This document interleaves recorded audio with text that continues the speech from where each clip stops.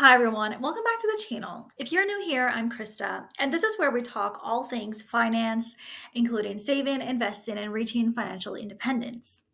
If you haven't already done so, make sure to hit that subscribe button and ring the bell so you never miss a video. In today's video, we're diving into something that a lot of people think about when planning their retirement. How much money do you really need to retire?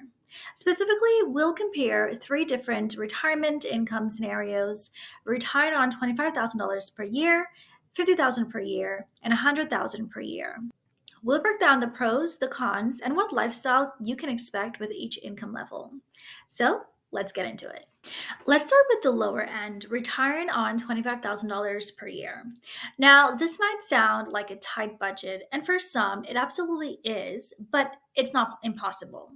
For many people, this would be a reality if you're living in a low cost of living area, don't have a mortgage, and are willing to make some sacrifices. First, let's break down what you can expect living on $25,000 a year. Housing. If you've paid off your mortgage or you don't have one at all, that's a huge chunk of your expenses already covered. Rent in certain parts of the country or even abroad can be pretty affordable. Think small town USA or even places like Southeast Asia. Number two, living costs. When you're living on $25,000 a year, you'll need to be careful with your discretionary spending. This means no luxury vacations, dining out frequently, or splurging on new gadgets. You'll likely be focused on essential expenses like groceries, utilities, transportation, and healthcare. Number three, healthcare. Healthcare could be a challenge with a small budget, especially before you're eligible for Medicare. If you're under 65, you'll need to pay for private health insurance or qualify for subsidies through the ACA or Affordable Care Act. And finally, leisure and travel. Don't expect to travel first class or to stay at five-star resorts. However, with some creativity, you can still travel on a budget, stay in hostels, or go for road trips. Here's the bottom line. Retiring on $25,000 per year means being frugal, but it's totally doable if you live in a low-cost area. Prioritize the basics and plan carefully. You'll have less financial flexibility, but if you've prepared well and lived simply, you can still enjoy your golden years. Now, let's step it up into $50,000 per year. Now, $50,000 per year is a more comfortable retirement income. It's enough to allow for a moderate lifestyle while still keeping your expenses in check.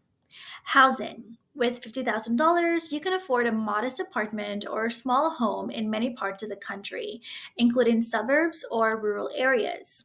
In high cost living areas like big cities, you may need to scale back or find shared housing. Living costs. You have a little more breathing room with $50,000 per year. Think mid range groceries, occasional takeout, and maybe even a streaming service or two. You can also afford to buy clothes, gadgets, or items you need without feeling like you're skimping. Healthcare. At this level, healthcare will still be a consideration, but you'll have more options for supplemental insurance plans or access to care. And finally, leisure and travel.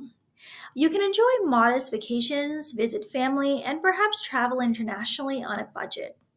No luxury cruises, but a solid trip to Europe or Asia is possible if you plan ahead. So, $50,000 per year offers more flexibility than $25,000. You're able to enjoy some comforts, afford more leisure activities, and still be cautious about your spending. You might not be living like a king, but you're definitely not scraping by. Now let's talk about the big one, $100,000 a year. All right, $100,000 a year, this is where you start to see some real financial freedom. With this amount, you can afford a higher standard of living, more travel, and potentially even invest or enjoy luxuries you'd never dream of on a smaller budget. Number one, housing. At $100,000, you can comfortably rent or own a nice home, even in more expensive areas like urban centers or desirable suburbs. If you want to live in a high-cost city, you can do that without much stress. Living costs. This income gives you more freedom to enjoy a better lifestyle. Think higher quality food, shopping, and entertainment. You might even be able to afford things like memberships, entertainment subscriptions, and upgrading your car. Healthcare. You'll likely be able to afford a better health insurance plan with more coverage and less out of pocket expense. If you've got a couple of health issues or want the peace of mind to cover your healthcare needs, 100,000 gives you that flexibility. If you've got a couple of health issues or want the peace of mind to cover your healthcare needs, 100,000 gives you that flexibility.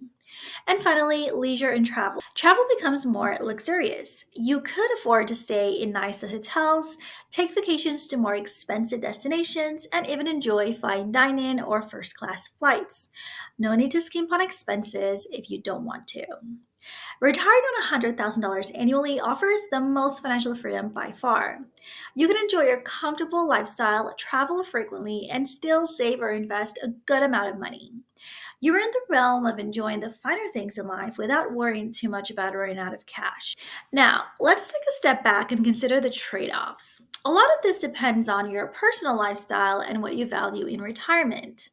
On $25,000, you're focusing on the essentials. If you value simplicity and are okay with a more minimalist lifestyle, this is a really good option.